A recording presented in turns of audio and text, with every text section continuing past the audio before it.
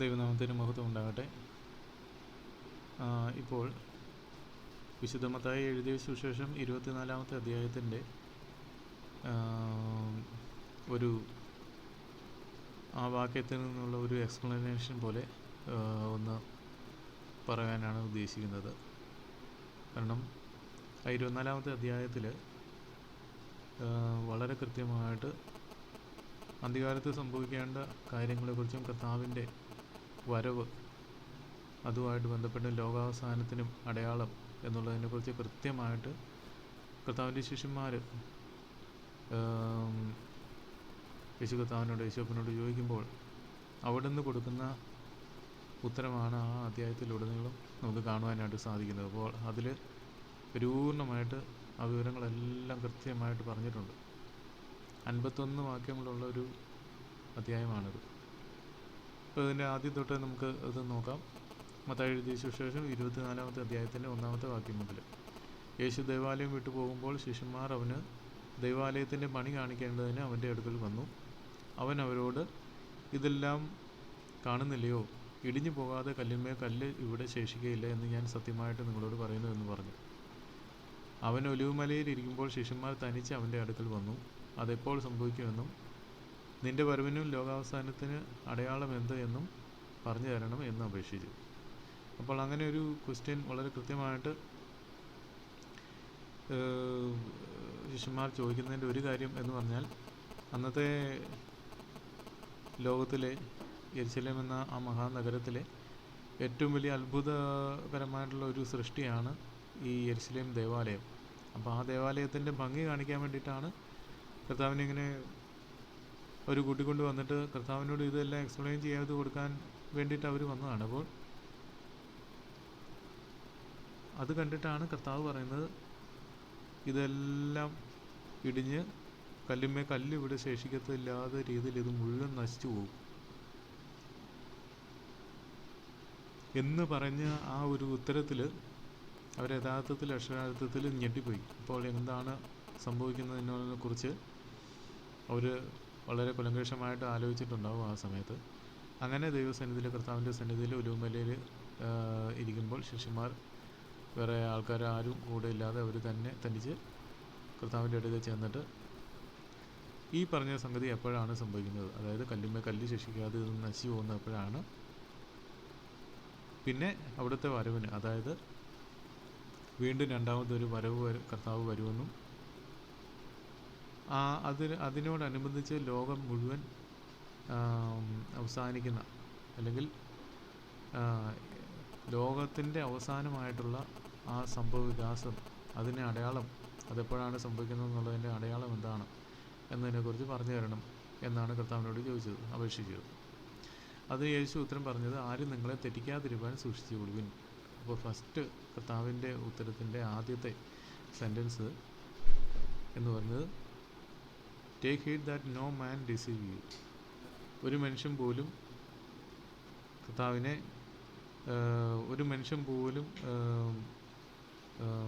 കർത്താവിനെ ആരാധിക്കുന്ന, അല്ലെങ്കിൽ കർത്താവിനെ ദൈവമായിട്ട് ഏറ്റെടുത്തിട്ടുള്ള ഒരു മനുഷ്യനെ പോലും, ഒരാളെ പോലും തെറ്റിക്കാതിരിക്കാനായിട്ട് വളരെയധികം സൂക്ഷിക്കേണ്ട ഒരു കാര്യത്തെക്കുറിച്ചാണ് അവിടെ പറഞ്ഞിരിക്കുന്നത്.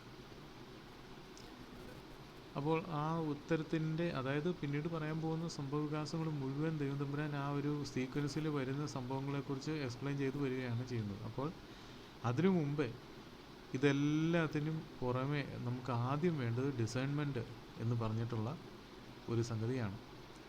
എല്ലാം വിവേചിച്ചറിയാനുള്ള ഒരു ബുദ്ധി കാണിക്കേണ്ടത് വളരെ ആവശ്യമായിട്ടുള്ള കാര്യമാണ്. അപ്പോൾ അതെങ്ങനെ ആ ബുദ്ധി വരും?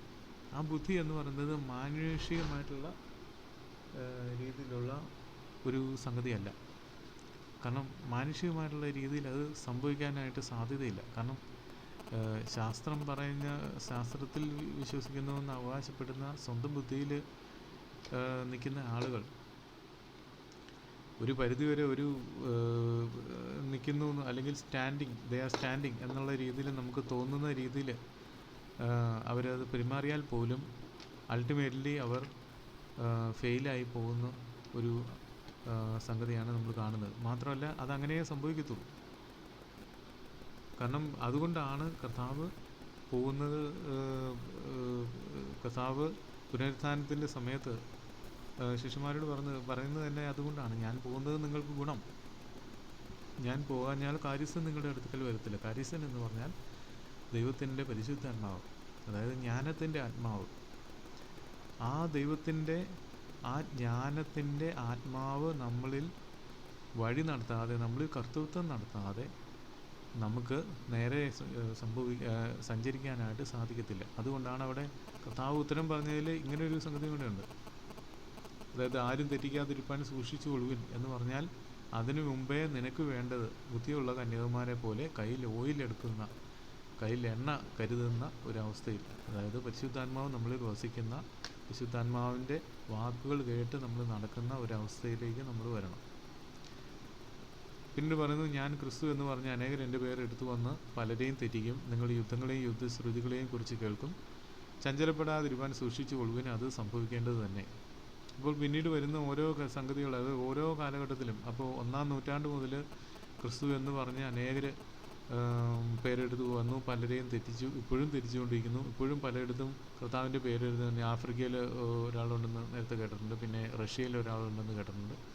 അപ്പോൾ അങ്ങനെ പലരും വരുന്നു. പിന്നെ അത് കൂടാതെ ഈ പറഞ്ഞതുപോലെ നമ്മൾ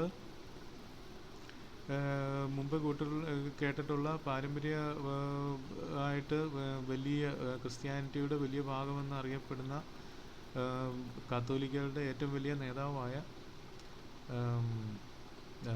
പോപ്പ് പോലും പൊന്തിഫിക് എന്നുള്ള ഒരു ടൈറ്റിലാണ് ഹോൾഡ് ചെയ്യുന്നത്.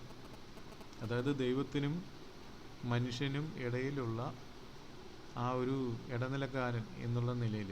നമുക്കറിയാം, ബൈബിളിൽ ദൈവവചനത്തിൽ കൃത്യമായിട്ട് പറഞ്ഞിട്ടുള്ളത്, പൗലോസ് എഴുതിയ ലേഖനങ്ങളിൽ കൃത്യമായിട്ട് ആത്മാവ് നമ്മളെ ഓർപ്പിക്കുന്നത്, ദൈവത്തിനും മനുഷ്യർക്കും ഇടയിൽ ഒരേ ഒരു നാമമേ ഉള്ളൂ, അത് കർത്താവായ യേശു ക്രിസ്തുവിൻ്റെ നാമമാണ്. അപ്പോൾ ഇങ്ങനെയുള്ള ഈ ഇടയിൽ കർത്താവിൻ്റെ ആ ഒരു പൊസിഷൻ ഏറ്റെടുത്ത് നിൽക്കുന്ന ഇതുപോലുള്ള സംഗതികൾ എന്ന് പറയുന്നത് കർത്താവിനെ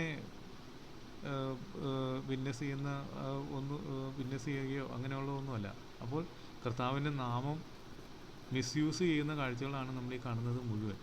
അപ്പോൾ നെറ്റിയിൽ എഴുതി ഒട്ടിച്ച് പഠിച്ച് നടക്കുകയാണ് പൊന്തിഫസ് എന്നുള്ള ആ ഒരു ടൈറ്റിൽ എടുത്തിട്ട്. അപ്പോൾ അതുകൊണ്ടാണ് അവിടെ കൃത്യമായിട്ട് കർത്താവ് പറയുന്നത് ഇതിങ്ങനെയുള്ള അപ്പം ക്രിസ്തു എന്ന് പറഞ്ഞ് തന്നെ ഈ പറഞ്ഞ ആളുകൾ വരും. അതുകൂടാതെ ഇങ്ങനെയുള്ള ചതികളും ഇതിൻ്റെ ഇടയിലുണ്ട്. പിന്നെ അതുകൂടാതെ മറ്റ് ഈ ക്രിസ്ത്യൻ സഭകളെന്ന് പറയുന്നിടത്തെല്ലാം തിരുമേനിമാരും അങ്ങനെയുള്ള പല പല മേനിമാരുണ്ട്. ഈ ഇങ്ങനെയുള്ള മേനിമാരൊക്കെ സ്വയം മേനി ധരിച്ച് നടക്കുമ്പോഴത്തേക്കും യഥാർത്ഥത്തിൽ അവിടെ നെഗേറ്റ് ചെയ്യുന്നത് അല്ലെങ്കിൽ നെഗ്ലക്റ്റ് ചെയ്യപ്പെടുന്നത് കർത്താവായ യേശു ക്രിസ്തുവിൻ്റെ പരിശുദ്ധ നാമമാണ്. പിന്നീട് അതിനുശേഷം പറയുന്നു, യുദ്ധങ്ങളെയും യുദ്ധശ്രുതികളെയും കുറിച്ച് കേൾക്കും. അപ്പോൾ നമുക്കറിയാം, ആദിമ നൂറ്റാണ്ട് മുതൽ തന്നെ, റോമൻ സാമ്രാജ്യകാലത്ത് മുതൽക്ക് തന്നെ ഇന്ന് വരെയും നമ്മളിതാണ് ഇങ്ങനെ കേട്ടുകൊണ്ടിരിക്കുന്നത്. ഇനി ഈ അന്ത്യകാലത്തിൻ്റെ ഈ ഘട്ടങ്ങളൊക്കെ ആയപ്പോഴത്തേക്കും അനേക യുദ്ധങ്ങളെയും യുദ്ധശ്രുതികളെയും പല രീതിയിലുള്ള സംഘർഷങ്ങളെക്കുറിച്ചും കേൾക്കുന്നതൊക്കെ വളരെയധികം കൂടിയിട്ടുള്ളതായിട്ട് നമുക്ക് ശ്രദ്ധിക്കാൻ കഴിയും. പിന്നീട് എവിടെ കർത്താവ് പറയുന്നത്, എന്നാൽ അത് അവസാനമല്ല, ജാതി ജാതിയോടും രാജ്യം രാജ്യത്തോടും എതിർക്കും, ക്ഷാമവും ഭൂകമ്പവും അവിടെ ഉണ്ടാകും. അപ്പോൾ കഴിഞ്ഞ ഒരു 100-150 വർഷമായിട്ട് നമുക്കറിയാം, 1-ാം ലോക മഹായുദ്ധവും അതുമായിട്ട് ബന്ധപ്പെട്ട സംഘർഷങ്ങളും, പിന്നെ 2-ാം ലോക മഹായുദ്ധം, പിന്നെ അത് കഴിഞ്ഞിട്ട് 3-ാം ലോക മഹായുദ്ധത്തിലേക്ക് പോകുന്ന രീതിയിലുള്ള കോൾഡ് വാർ എന്ന രീതിയിൽ തന്നെ പതിറ്റാണ്ടുകൾ അങ്ങനെ അതങ്ങ് പോയി. പിന്നെ അതിന് ശേഷം ഒരു ഏക ലോക ധ്രുവ ലോകം എന്ന രീതിയിൽ USA മാത്രം ലോകത്തിലെ ഏറ്റവും വലിയ രാജ്യമായിട്ട് വന്നെങ്കിലും യുദ്ധമില്ലാത്ത അവസ്ഥകൾ വളരെ ചുരുക്കമായിട്ടേ ഉണ്ടായിട്ടുള്ളൂ. അപ്പോൾ അനേക സ്ഥലങ്ങളിലെ ക്ഷാമങ്ങൾ, അനേക രീതിയിൽ ഭൂകമ്പങ്ങൾ, സുനാമികൾ, ഇവിടെ എല്ലാം ഈ കാര്യങ്ങളെല്ലാം ഉണ്ടായി. എങ്കിലും പറയുന്നു ഇവിടെ, ഇതൊക്കെയും ഈറ്റുനോവിൻ്റെ ആരംഭം അത്രേ. അന്ന് അവർ നിങ്ങളെ ഉപദ്രവത്തിന് ഏൽപ്പിക്കുകയും കൊല്ലുകയും ചെയ്യും. എൻ്റെ നാമനിമിത്തം സകല ജാതികളും നിങ്ങളെ പകയ്ക്കും. അപ്പോൾ നമ്മൾ ഈ സംഭവങ്ങൾ പല പല സ്റ്റേജ് ബൈ സ്റ്റേജായിട്ട് നമ്മൾ ചരിത്രത്തിലുടനീളം കണ്ടിട്ടുണ്ടെങ്കിലും അത് വളരെ ഇൻറ്റൻസീവായിട്ട് വരുന്ന ഒരു കാലഘട്ടത്തിൽ കൂടിയാണ് നമ്മളിപ്പോൾ കടന്നു പോകുന്നത്. പലരും ഇടറി അന്യോന്യം ഏൽപ്പിച്ചു കൊടുക്കുകയും അന്യോന്യം പകയ്ക്കുകയും ചെയ്യും. കള്ളപ്രവാചകന്മാർ പലരും വന്ന് അനേകരെ തെറ്റിക്കും. ഇത് വളരെ ഫ്രീക്വൻ്റ് ആയിട്ട് കിടക്കുന്ന സംഭവമാണ്. അനേക ഫോൾസ് പ്രോഫറ്റുകൾ എഴുന്നേറ്റിട്ടുണ്ട്. കർത്താവ് ഈ മാസം വരും, അല്ലെങ്കിൽ ഈ വർഷം ഈ ദിവസം വരും എന്നൊക്കെ പറഞ്ഞ് പ്രവചിക്കുന്ന അനേകരുണ്ട്. ഇപ്പോൾ ഈ കഴിഞ്ഞ മാസവും കൂടി കർത്താവിൻ്റെ വരവായി എന്ന് പറഞ്ഞിട്ട് ഒരു ഡേറ്റ് പറഞ്ഞ് ഒരു 1-2 ദിവസത്തെ ഒരു കണക്ക് പറഞ്ഞ് പോയത് നമുക്കറിയാം. അധർമ്മം പെരുകുന്നത് കൊണ്ട് അനേകരുടെ സ്നേഹം തണുത്തു പോകും. അപ്പോൾ ഇതൊക്കെ കൊണ്ടിട്ട് സംഭവിക്കുന്നത് ഈ കയ്യാലപ്പുറത്ത് നിൽക്കുന്നത് പോലെ നിൽക്കുന്ന അനേക ആളുകളുണ്ട്. ക്രിസ്ത്യാനി എന്ന പേര് പറഞ്ഞ് എന്നാൽ യഥാർത്ഥ ക്രിസ്ത്യാനി എന്നുള്ള നിലയിൽ അതിൻ്റെ കാര്യങ്ങളെക്കുറിച്ച് മനസ്സിലാക്കുകയോ ഒന്നും ചെയ്യാത്തവരും, പിന്നെ അതുകൂടാതെ ഈ പറഞ്ഞതുപോലെ ഈ 10 കന്യകമാരുടെ ഉപമയിൽ പറയുന്നത് പോലെ കയ്യിൽ ഓയിൽ എടുത്തിട്ട് ഇല്ലാത്ത ബുദ്ധിയില്ലാത്ത കന്യകമാരെ പോലെ നിൽക്കുന്ന അനേകരുണ്ട്. അവർ ഈ പരിജ്ഞാനത്തിൻ്റെ അവസ്ഥയിലേക്ക് വന്നുവെങ്കിലും പിന്നീട് ഈ പറഞ്ഞതുപോലെ ഈ അധർമ്മം പെരുകുന്നത് കൊണ്ട്, അല്ലെങ്കിൽ ഇങ്ങനെയുള്ള കാര്യങ്ങൾ, ഈ അധർമ്മ പ്രവൃത്തികൾ, കള്ളപ്രവാചകന്മാരൊക്കെ വന്ന് പല പല പ്രവചനങ്ങളൊക്കെ നടത്തി അവരെ വഴിതെറ്റിക്കുന്നതുകൊണ്ട് ലാസ്റ്റ് യഥാർത്ഥത്തിൽ അവർ കർത്താവിൻ്റെ വരവിനെക്കുറിച്ച് അവർ യാതൊരു സീരിയസ്നെസ്സും ഇല്ലാതെ അതിനെ കാണുവാനായിട്ട് ഇടയായി തീരുന്ന ഒരു അവസ്ഥയെക്കുറിച്ചാണ് അവിടെ പറയുന്നത്. അതുകൊണ്ടാണ് അവരുടെ സ്നേഹം തണുത്തു പോകുമെന്ന് പറയുന്നുണ്ട്. അത് ഇംഗ്ലീഷിൽ പറയുന്നത് the love of many shall wax cold. ഇപ്പം വാക്സ് പോലെ, അതായത് എണ്ണ ഉണ്ടെങ്കിലും എണ്ണ കട്ടിയായി പോകുന്ന ഒരവസ്ഥ നമുക്കറിയാം. ഈ എണ്ണ എന്ന് പറഞ്ഞത് ഇപ്പോൾ വെളിച്ചെണ്ണയാണെങ്കിൽ നമ്മളത് ടെമ്പറേച്ചർ കുറച്ച ഒരു അവസ്ഥയിൽ, അതായത് ഫ്രിഡ്ജിൻ്റെ അകത്ത് വെച്ച് കഴിഞ്ഞാൽ ഇത് കട്ടിയാവും. ഈ സംഗതി കട്ടിയായി പോകും. പിന്നെ അത് പുറത്തെടുത്ത് ചൂടാക്കിയാൽ മാത്രമേ പിന്നീട് അത് പഴയ അവസ്ഥയിലേക്ക് വരത്തുള്ളൂ. എന്ന് പറഞ്ഞതുപോലെ എണ്ണ ഉണ്ടായിരുന്നു, പക്ഷേ എന്ത് ചെയ്യാനായിട്ട് കഴിയും? അത് ഉപയോഗിക്കാൻ പറ്റാത്ത അവസ്ഥയിലായിപ്പോയി. അപ്പോൾ അനേകർ ഈ പറഞ്ഞതുപോലെ പരിശുദ്ധാത്മാവിൻ്റെ ആ ഒരു നിറവ് പ്രാപിച്ചിട്ട് ആ പരിശുദ്ധാത്മാവ് കണ്ണുകളെ തുറന്നിട്ട് ആ കാര്യങ്ങളെക്കുറിച്ച് മനസ്സിലാക്കി ആ ഒരു ആത്മാവിൽ ആരാധിക്കപ്പെട്ട് കുറേ പോയിട്ട് പിന്നീട് അതിന് ശേഷം പരിശുദ്ധാത്മാവിൻ്റെ കൃപയില്ലാണ്ട് പോകുന്ന ഒരു അവസ്ഥയിലേക്ക് പോകുന്നതിനെക്കുറിച്ച് ഒന്ന് ആലോചിച്ച് നോക്കുക. അതിനെക്കുറിച്ചാണ് അവർ പറഞ്ഞിരിക്കുന്നത്. അവരുടെ സ്നേഹം തണുത്തു പോകും. The love of many shall wax cold. ഈ കാലഘട്ടത്തിൽ കൂടി അനേകർക്ക് പറ്റുന്ന ഒരു ചതിയാണത്. അതുകൊണ്ട് ഒരിക്കലും അത്ര ഒരു അവസ്ഥയിലേക്ക് പോകാനായിട്ട് ആരും ഇടയാകരുത് എന്ന് മാത്രമേ പറയുന്നുള്ളൂ. കാരണം നമ്മൾ ഒന്നും ശ്രദ്ധിക്കേണ്ട, കാലഘട്ടത്തെ ഗണിച്ചെറിയാൻ വേണ്ടിയിട്ട് കർത്താവ് കൃത്യമായിട്ട് കാര്യങ്ങൾ പറഞ്ഞു തന്നിട്ടുണ്ട്. അത് മാത്രമേ നമുക്ക് നോക്കാനായിട്ടുള്ളൂ. എപ്പോൾ വേണമെങ്കിലും കർത്താവിൻ്റെ വരവ് സംഭവിക്കാം എന്നുള്ളത് വളരെ സത്യമായിട്ടുള്ള കാര്യമാണ്. അപ്പോൾ അതിന് ഒരു ഡേറ്റ് പറയാനായിട്ടില്ല. കാരണം കർത്താവിന് മാത്രമേ ഡേ ആൻഡ് അവർ, അത് കർത്താവിൻ്റെ സന്നിധിയിലുള്ള കാര്യമാണ്. അവിടെ പിന്നീട് പറയുന്നത് എന്നാൽ അവസാനത്തോളം സഹിച്ച് നിൽക്കുന്നവൻ രക്ഷിക്കപ്പെടും. അപ്പോൾ നമ്മൾ മുമ്പേ ചില ഓഡിയോകളിൽ പറഞ്ഞിട്ടുണ്ട്, നോഹയുടെ കാലഘട്ടത്തിൽ ഈ പറഞ്ഞതുപോലെ 100 വർഷത്തെ ഒരു വിൻഡോ കർത്താവ് കൊടുത്തു. അതിൻ്റെ ഉള്ളിൽ നോഹ തൻ്റെ കപ്പലിൻ്റെ പെട്ടകത്തിൻ്റെ പണി തീർത്തെങ്കിലും നോഹ ഈ പറഞ്ഞ പോലെ നീതിപ്രസംഗിയായിട്ടുള്ള മനുഷ്യനായിരുന്ന നോഹ അനേകരോട് കർത്താവ് വലിയ പ്രളയം കൊണ്ടുവരുന്നതിനെ കുറിച്ച് സംസാരിച്ചുവെങ്കിലും അനേകർ ഈ സമയം നീണ്ടു പോകുന്നതുകൊണ്ട് അനേകരുടെ വിശ്വാസം അവിടെ തണുത്തു പോയതായിട്ട് നമുക്ക് കാണുവാനായിട്ട് സാധിക്കും. അങ്ങനെ വിശ്വാസത്തിൽ ഉടച്ച് അന്ത്യത്തോളം നിന്ന ഇവർ ആകെ 8 പേരെ ഉണ്ടായിരുന്നുള്ളൂ. അവരാണ് രക്ഷിക്കപ്പെട്ടത്. അതുപോലെയാണ് ഈ കാലഘട്ടം വരാൻ പോകുന്നത്. നോഹയുടെ കാലഘട്ടം പോലെ തന്നെ ഈ വാക്സ് കോൾഡായിട്ട് അനേകരുടെ സ്നേഹം, ദൈവത്തിലുള്ള ആ ഒരു വിശ്വാസം തണുത്തു പോകും. രാജ്യത്തിൻ്റെ ഈ സുവിശേഷം സകല ജാതികൾക്കും സാക്ഷ്യമായി ഭൂലോകത്തിലൊക്കെയും പ്രസംഗിക്കപ്പെടും. അപ്പോൾ അവസാനം വരും. ഈ ഭൂലോകത്തിൽ ഇനി കേൾക്കാനായിട്ട് വളരെ ചുരുങ്ങിയ ആളുകളെ ഉള്ളൂ എന്നാണ് ഞാൻ മനസ്സിലാക്കുന്നത്. അപ്പോൾ അവരും ഈ പറഞ്ഞതുപോലെ കേൾക്കുന്ന രീതിയിൽ സാക്ഷ്യമായിട്ട് പ്രസംഗിക്കപ്പെടുന്ന ഒരവസ്ഥ വരുന്നു. അപ്പോൾ ദൈവം തമ്പുരാൻ്റെ സന്നിധിയിൽ നിശ്ചയിച്ചിട്ടുള്ള അവസാനത്തെ ആളും വന്നു കഴിഞ്ഞാൽ അപ്പോൾ ഇമ്മീഡിയറ്റ് ഈ ലോകം നശിക്കപ്പെടും എന്നുള്ള കാര്യത്തിൽ ഒരു സംശയം വേണ്ട. അപ്പോൾ തന്നെ കർത്താവ് പറയുന്നുണ്ട് താഴത്തെ 15-ാമത്തെ വാക്യത്തിൽ, ദാനിയേൽ പ്രവാചകൻ മുഖാന്തരം അരുളി ചെയ്തതുപോലെ ശൂന്യമാക്കുന്ന മ്ലേച്ഛത വിശുദ്ധ സ്ഥലത്തിൽ നിൽക്കുന്നത് നിങ്ങൾ കാണുമ്പോൾ വായിക്കുന്നവൻ ചിന്തിച്ചു കൊള്ളട്ടെ. അന്ന് യഹൂദയിലുള്ളവർ മലകളിലേക്ക് ഓടിപ്പോകട്ടെ. വീട്ടിന്മേൽ ഇരിക്കുന്നവൻ വീട്ടിലുള്ളത് എടുക്കേണ്ടതിന് ഇറങ്ങരുത്. വയലിലുള്ളവൻ വസ്ത്രം എടുക്കാൻ മടങ്ങിപ്പോകരുത്. ആ കാലത്ത് ഗർഭിണികൾക്കും മുല കുടിപ്പിക്കുന്നവർക്കും അയ്യോ കഷ്ടം. എന്നാൽ നിങ്ങളുടെ ഓടിപ്പോക്ക് ശീതകാലത്തോ ശബ്ബത്തിലോ സംഭവിക്കാതിരിക്കാൻ പ്രാർത്ഥിപ്പിൻ. ലോകാരംഭം മുതൽ ഇന്നുവരെയും സംഭവിച്ചിട്ടില്ലാത്തതും ഇനി മേൽ സംഭവിക്കാത്തതുമായ വലിയ കഷ്ടം അന്നും ഉണ്ടാകും. ആ നാളുകൾ ചുരുങ്ങാതിരുന്നാൽ ഒരു ജഡവും രക്ഷിക്കപ്പെടുകയില്ല. വൃതന്മാർ നിമിത്തമോ ആ നാളുകൾ ചുരുങ്ങും. അപ്പോൾ ഇതൊരു വലിയൊരു കഷ്ടത്തെക്കുറിച്ച്, അതായത് ലോകം മുഴുവൻ വരുന്ന ഒരു പരീക്ഷയെക്കുറിച്ചാണ് അവിടെ പറഞ്ഞേക്കുന്നത്. അവിടെ കൃത്യമായിട്ട് മേളിൽ പറയുന്നു ശൂന്യമാക്കുന്ന മ്ലേച്ഛത. ഇതിനെക്കുറിച്ച് ഞാൻ മുമ്പേ വളരെ കൃത്യമായിട്ട് പറഞ്ഞിട്ടുണ്ട്. അത് വീണ്ടും കൂടുതലായിട്ട് ആവർത്തിക്കാനായിട്ട് തുനിയുന്നില്ല. കാരണം ഞാൻ വിശ്വസിക്കുന്നത് ഇത് നടന്നു, ഇത് സംഭവിച്ചു കഴിഞ്ഞു എന്നുള്ളതാണ്. ശൂന്യമാക്കുന്ന മ്ലേച്ഛത വിശുദ്ധ സ്ഥലത്തിൽ നിൽക്കുന്നത് കാരണം അതുകൊണ്ടാണ് അതിൽ നിന്ന് രക്ഷപ്പെടാൻ വേണ്ടിയിട്ടാണ് ഇസ്രായേലിനെ കുറിച്ച് വളരെ കൃത്യമായിട്ട് അവിടെ പറയുന്നു. Then let them which be in Judea flee into the mountains എന്ന് കൃത്യമായിട്ട് അവിടെ പറയുന്നുണ്ട്. അതുപോലെ വീട്ടിന്മേലിരിക്കുന്നവൻ വീട്ടിലുള്ളത് എടുക്കുന്നതിന് ഇറങ്ങരുത്. അവിടെ പല രീതിയിൽ നമുക്ക് ഈ കഴിഞ്ഞ ഒരു 4-5 വർഷത്തിൻ്റെ ഇടയ്ക്ക്, അല്ലെങ്കിൽ 2020 തൊട്ട് 2021-22 വരെയുള്ള കാലഘട്ടത്തിൽ നടന്ന സംഭവ വികാസത്തെക്കുറിച്ച് നിങ്ങളൊന്ന് നോക്കിയാൽ മതി. വയലിലുള്ളവൻ വസ്ത്രം എടുക്കാൻ മറങ്ങിപ്പോകരുത്. ആ കാലത്ത് ഗർഭിണികൾക്കും മുല കുടിപ്പിക്കുന്നവർക്കും അയ്യോ കഷ്ടം.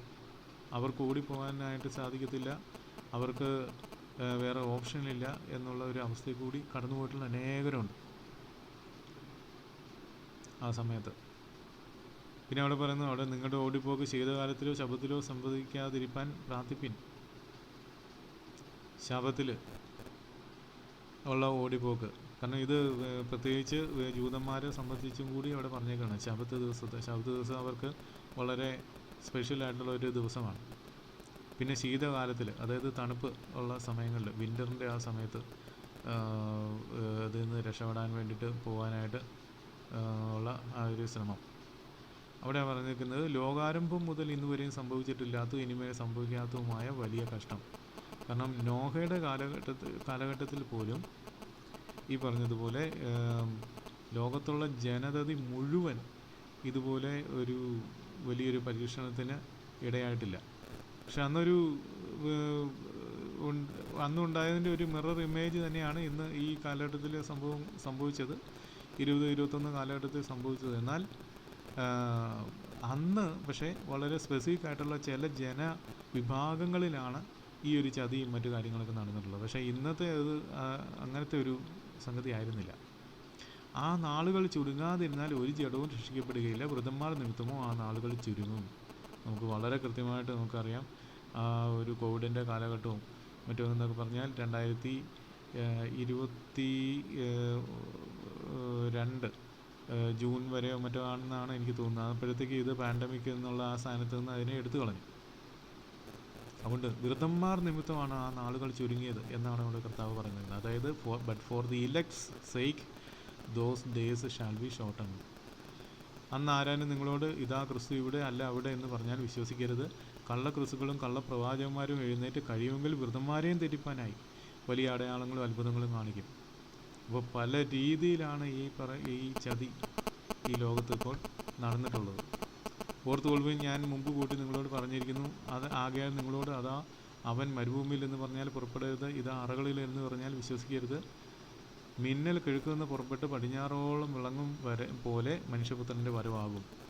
ശവം ഉള്ളിടത്ത് കഴുക്കൾ കൂടും. ആ കാലത്തിലെ കഷ്ടം കഴിഞ്ഞ ഉടനെ സൂര്യൻ ഇരുണ്ടു പോവും, ചന്ദ്രൻ പ്രകാശം കൊടുക്കാതിരിക്കും, നക്ഷത്രങ്ങൾ ആകാശത്തു നിന്ന് വീഴും, ആകാശത്തിലെ ശക്തികൾ ഇളകിപ്പോവും. ഇതാണ് ഇനി സംഭവിക്കാനുള്ള ഒരു സംഗതി. അതായത് ആ ഒരു ലോകം മുഴുവൻ വരുന്ന ഒരു പരീക്ഷാകാലം, ആ കാലഘട്ടത്തിൽ അത് കഴിഞ്ഞിട്ട് ഉടനെ തന്നെ സംഭവിക്കാൻ പോകുന്ന അടുത്ത സംഗതിയാണ് സൂര്യൻ ഇരുണ്ടു പോകുന്ന അവസ്ഥ, ചന്ദ്രൻ പ്രകാശം കൊടുക്കാതിരിക്കുന്ന അവസ്ഥ, നക്ഷത്രങ്ങൾ ആകാശത്തു നിന്ന് പല വിധത്തിലുള്ള നക്ഷത്രങ്ങൾ സ്റ്റാർസ് താഴേക്ക് വീഴുന്ന സിറ്റുവേഷനിലേക്ക് പോകുന്നു. അപ്പോൾ മനുഷ്യപുത്രൻ്റെ അടയാളം ആകാശത്ത് വിളങ്ങും. അന്ന് ഭൂമിയിലെ സകല ഗോത്രങ്ങളും പ്രലാപിച്ചും കൊണ്ട് മനുഷ്യപുത്രൻ ആകാശത്തിലെ മേഘങ്ങളിൽ മേൽ മഹാശക്തിയോടും തേജസ്സോടും കൂടെ വരുന്നത് കാണും. അവിടുന്ന് അവൻ തൻ്റെ ദൂതന്മാരെ മഹാകാഹളധ്വനിയോടും കൂടെ അയക്കും. അവർ അവൻ്റെ വിശുദ്ധ വൃതന്മാരെ ആകാശത്തിൻ്റെ അറുതി മുതൽ അറുതി വരെയും 4 ദിക്കിൽ നിന്നും കൂട്ടിച്ചേർക്കും. അപ്പോൾ ഇതോടുകൂടിയാണ് സഭ എടുക്കപ്പെടുന്നത്. സഭ എടുക്കുന്ന കാലഘട്ടം അപ്പോൾ വളരെ അടുത്തിരിക്കുന്നു. ഏത് നിമിഷം വേണമെങ്കിലും ഈ സംഭവങ്ങൾ നടക്കാം. അപ്പോൾ അതിൻ്റെ മുമ്പ് സംഗതി തൊട്ടു മുമ്പ് നടക്കേണ്ട അടുത്ത സംഗതിയാണ് സൂര്യൻ ഉരുണ്ടു പോകുന്നതും ചന്ദ്രൻ പ്രകാശം കൊടുക്കാതിരിക്കുന്നതുമായിട്ടുള്ള കാര്യം. വളരെ കൃത്യമായിട്ട്, അതായത് സയൻറ്റിഫിക്കായിട്ടുള്ള, ഇപ്പോൾ സയൻസ് മാത്രം ഫോളോ ചെയ്യുന്ന ആൾക്കാർ പോലും ഈ ഒരു വാക്യം വായിച്ചു കഴിഞ്ഞാൽ, അതായത് സൂര്യൻ ഇരുണ്ടു പോവും, സൂര്യൻ്റെ വെളിച്ചത്താൽ പ്രകാശിക്കുന്ന ചന്ദ്രൻ പ്രകാശം കൊടുക്കാതിരിക്കും എന്ന് തന്നെയാണല്ലോ അവിടെ പറഞ്ഞിരിക്കുന്നത്. അപ്പോൾ എത്രയോ കാലങ്ങൾക്ക് മുമ്പേ എഴുതിയിട്ടുള്ള ദൈവവചനത്തിൽ വളരെ കൃത്യമായിട്ട് പറഞ്ഞിരിക്കുകയാണ് സോഴ്സ് ഓഫ് ലൈറ്റ്. അത് ഇവിടുത്തെ ഈ ഒരു സൗരയൂഥത്തിലെ സോഴ്സ് ഓഫ് ലൈറ്റ് എന്ന് പറഞ്ഞാൽ സൂര്യനാണെന്നും സൂര്യൻ്റെ പ്രകാശം ഇത് റിഫ്ലക്റ്റ് ചെയ്യുകയാണ് ചെയ്തിരിക്കുന്നതെന്നും ദൈവവചനത്തിൽ കൃത്യമായിട്ട് എഴുതിയിരിക്കുന്നത് നമുക്ക് വായിക്കാനായിട്ട് അവിടെ കഴിയും. ഏറ്റവും 32-ാമത്തെ വാക്യത്തിൽ കർത്താവ് പറയുന്നു, അത്തിയെ നോക്കി ഒരു ഉപമ പഠിപ്പിൻ, അതിൻ്റെ കൊമ്പ് ഇളതായി ഇല തളിർക്കുമ്പോൾ വേനൽ അടുത്തു എന്ന് നിങ്ങൾ അറിയുന്നുവല്ലോ. അങ്ങനെ നിങ്ങൾ ഇതൊക്കെയും കാണുമ്പോൾ അവൻ അടുക്ക വാതിൽക്കൽ തന്നെ ആയിരിക്കുന്നു എന്ന് അറിഞ്ഞുകൊള്ളുവിൻ. അപ്പോൾ ഇത് നമുക്കറിയാം, അത്തി തളിർക്കുന്നതും അതിൻ്റെ കൊമ്പ് തളിർത്ത് ഇല വന്നത് എന്ന് പറയുന്നത് ഇസ്രായേലിൻ്റെ പുനരുജ്ജീവനമായിരുന്നു എന്നുള്ളത് നമുക്ക് എല്ലാവർക്കും അറിയാം. അപ്പം അത് സംഭവിച്ചിട്ട് ഇപ്പോൾ 75 വർഷത്തോളം കഴിഞ്ഞു. 77 വർഷത്തോളമായി ഇപ്പോൾ. അപ്പോൾ ഇത് ആണ് അന്ത്യകാലത്ത് ഘട്ടത്തിൻ്റെ അവസാന സമയങ്ങൾ. അതായത് കർത്താവ് വാതിൽക്കലായിരിക്കുന്നു എന്നുള്ളത് ആ സമയം തൊട്ടേ മനസ്സിലാക്കണം. ഇതൊക്കെയും സംഭവിക്കുമ്പോഴും ഈ തലമുറ ഒഴിഞ്ഞു പോകില്ല എന്ന് ഞാൻ സത്യമായിട്ട് നിങ്ങളോട് പറയുന്നു. അപ്പോൾ അതിനെക്കുറിച്ച് എനിക്ക് തോന്നുന്നു ഞാൻ മുമ്പ് തന്നെ പറഞ്ഞിട്ടുണ്ട്. ഈ തലമുറ എന്ന് പറയുന്നത് verily I say unto you this generation shall not pass till all these things be fulfilled എന്നാണ് അവിടെ പറഞ്ഞിരിക്കുന്നത്. അപ്പോൾ എല്ലാവരും ഇതിനെ വ്യാഖ്യാനിക്കുന്നത് അത്തി തളിർക്കുന്നത് കണ്ട തലമുറ എന്ന നിലയിലാണ്. അതൊരു പരിധിവരെ നമുക്ക് വിശ്വസിക്കാം എന്നുള്ളത് നമുക്ക് കണക്കാക്കാമെങ്കിലും, കാരണം സാധാരണ മനുഷ്യൻ്റെ ആയുസ് എന്ന് പറയുന്നത് ഏറിയാൽ 70 അല്ലെങ്കിൽ 80 എന്ന് സങ്കീർത്തനങ്ങളിൽ പറഞ്ഞിരിക്കുന്നത് പോലെ നമ്മൾ കണക്ക് കൂട്ടിയാൽ പോലും ഇപ്പം 77 വർഷം ഓൾറെഡി ആയി. അപ്പോൾ അത്ത് കിളക്കുന്നത് കണ്ട തലമുറ എന്ന് പറയുമ്പോഴത്തേക്കും ഓൾറെഡി ആ ടൈം ആയി ഇപ്പോൾ അങ്ങനെ നോക്കിയാൽ. എന്നാൽ ഈ വാക്യത്തിൽ നമ്മൾ ഒന്നുകൂടെ ഒന്ന് സൂക്ഷിച്ച് വായിച്ചു കഴിഞ്ഞാൽ verily I say unto you this generation എന്നാണ് ഇവിടെ പറഞ്ഞിരിക്കുന്നത്. ഇത് ചോദിക്കുന്നത് ഒലിവുമലയിൽ കർത്താവായ യേശുക്രിസ്തു അവിടെ ഇരിക്കുമ്പോൾ ശിഷ്യന്മാർ കർത്താവിൻ്റെ അടുക്കൽ ചെന്നിട്ട് അവരൊരു പ്രൈവറ്റ് മീറ്റിംഗ് ആണ് അവിടെ ചെന്നിട്ടാണ് കർത്താവ് ഈ ശിഷ്യന്മാരോട് പറയുകയാണ് ഈ തലമുറ എന്നാണ് അവിടെ പറഞ്ഞിരിക്കുന്നത്. അപ്പോൾ ഞാനതിന് മുമ്പേ ഇതിനെക്കുറിച്ച് പറഞ്ഞിട്ടുണ്ട്. അതായത് യോഹന്നാൻ എഴുതിയ സുവിശേഷത്തിൽ അവസാനത്തിൽ യേശു താൻ സ്നേഹിച്ച ശിഷ്യൻ എന്ന് തന്നെക്കുറിച്ച് തന്നെ പറഞ്ഞിട്ട് ഇങ്ങനെ കർത്താവിനോട് ചേർന്ന് പുനരുത്ഥാനത്തിൽ കർത്താവ് വരുമ്പോഴത്തേക്കും ഉയർത്തെഴുന്നേറ്റതിന് ശേഷം 40 ദിവസത്തോളം കർത്താവിൻ ശിഷ്യന്മാരുടെ കൂടെ ഉണ്ടായിരുന്നല്ലോ. ആ സമയങ്ങളിൽ ഇങ്ങനെ യോഹന്നാൻ കർത്താവിനോട് ചേർന്ന് ഇങ്ങനെ ഇരിക്കുമ്പോൾ പത്രോസ് കർത്താവിനോട് ചോദിക്കുന്നുണ്ട്, കർത്താവ് ഇവന് എന്ത് ഭവിക്കും എന്ന് ചോദിക്കുമ്പോൾ അവിടെ കർത്താവ് ഉത്തരം പറയുന്നുണ്ട്, ഞാൻ വരുവോളം അവൻ ഇരിക്കണമെന്ന് എനിക്കുണ്ടെങ്കിൽ അതിന് നിനക്കെന്ത് എന്ന് അവിടെ കൃത്യമായിട്ട് പത്രോസിനോട് തിരിച്ച് ചോദിക്കുന്നുണ്ട്. അപ്പോൾ ശിഷ്യന്മാർ അതിനെക്കുറിച്ച് ഗ്രഹിക്കുന്നതും അവിടെ പറയുന്നുണ്ട്. അങ്ങനെ ആ വാക്യത്തെക്കുറിച്ച് ശിഷ്യന്മാർക്ക് ഇടയിൽ ശ്രുതി പടർന്നതായിട്ട് യോഹന്നാൻ എഴുതിയിരിക്കുന്നത്, ആകയാൽ ഈ ശിഷ്യൻ മരിക്കയില്ല എന്നൊരു ശ്രുതി അവരുടെ ഇടയിൽ പടർന്നു. അപ്പോൾ പിന്നെ അതിനെക്കുറിച്ച് കർത്താവ് പറയുന്നത്, അവൻ മരിക്കയില്ല എന്നല്ല, ഞാൻ വരുവോളം അവൻ ഇരിക്കണമെന്ന് എനിക്കുണ്ടെങ്കിൽ അതിന് നിങ്ങൾക്കെന്ത് അല്ലെങ്കിൽ നിനക്കെന്ത് എന്നത്രേ. അപ്പോഴും കർത്താവ് പറയുന്നില്ല താൻ വരുവോളം യോഹന്നാൻ ഈ ഭൂമിയിൽ ഉണ്ടാവുമെന്നോ അല്ലെങ്കിൽ ഈ ഭൂമിയിൽ മരണം കാണാതെ യോഹന്നാൻ ഉണ്ട് എന്നുള്ളതല്ല അതിൻ്റെ അർത്ഥമെന്ന് കർത്താവോട് പറയുന്നില്ല. അവിടെ ഈ വാക്യമായിട്ട് നമ്മളൊന്ന് ഒത്തു നോക്കിക്കഴിഞ്ഞാൽ ഇതൊക്കെ സംഭവിക്കുമ്പോൾ ഈ തലമുറ ഒഴിഞ്ഞു പോകുകയില്ല എന്ന് യോഹന്നാൻ ഉൾപ്പെട്ട ശിഷ്യന്മാരോടാണ് കർത്താവ് പറയുന്നത്. അപ്പോൾ അതിൻ്റെ അർത്ഥം എന്ന് പറഞ്ഞാൽ നമുക്കറിയാം, പിന്നീട് ഫിലിപ്പോസിനെ പരിശുദ്ധാത്മാവ് എടുത്ത് ഈ ഷണ്ടൻ വഴി പോകുന്ന മരുഭൂമിയിൽ കൊണ്ടുപോയ സംഭവത്തെക്കുറിച്ച് എഴുതിയിരിക്കുന്നത് നമുക്ക് ആക്സിൽ നമ്മൾ വായിച്ചിട്ടുണ്ട്. എന്നിട്ട് അതിന് ശേഷം പിന്നീട് ഈ സ്നാനം കഴിഞ്ഞതിന് ശേഷം ഷണ്ടൻ നോക്കുമ്പോൾ ഫിലിപ്പോസിനെ കാണാനില്ല എന്ന് പറഞ്ഞതുപോലെ യോഹന്നാനെക്കുറിച്ച്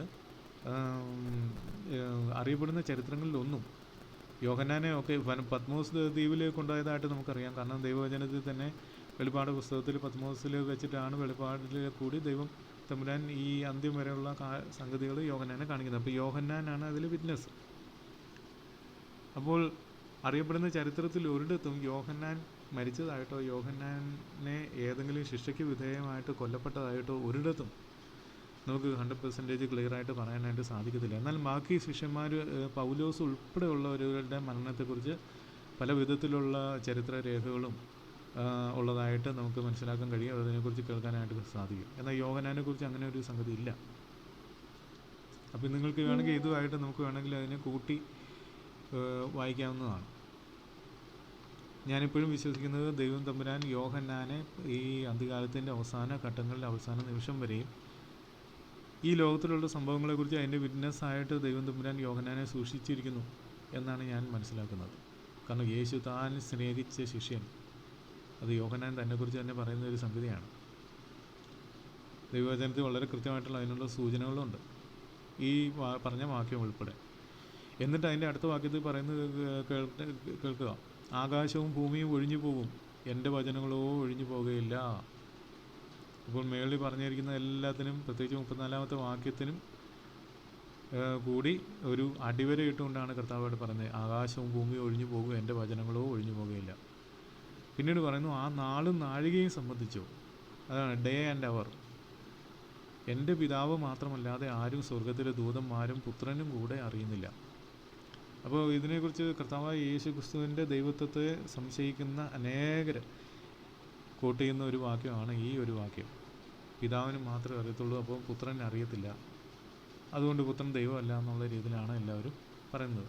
നമുക്കറിയാം കർത്താവായ യേശു ക്രിസ്തു ഇതിനെക്കുറിച്ച് നമ്മൾ ബൈബിളിൽ പഠിക്കുമ്പോൾ തൻ്റെ സ്വർഗീയ മഹിമകൾ വെടിഞ്ഞ് ഭൂമിയിൽ വന്നു എന്നാണ് അവിടെ എഴുതിയിരിക്കുന്നത്.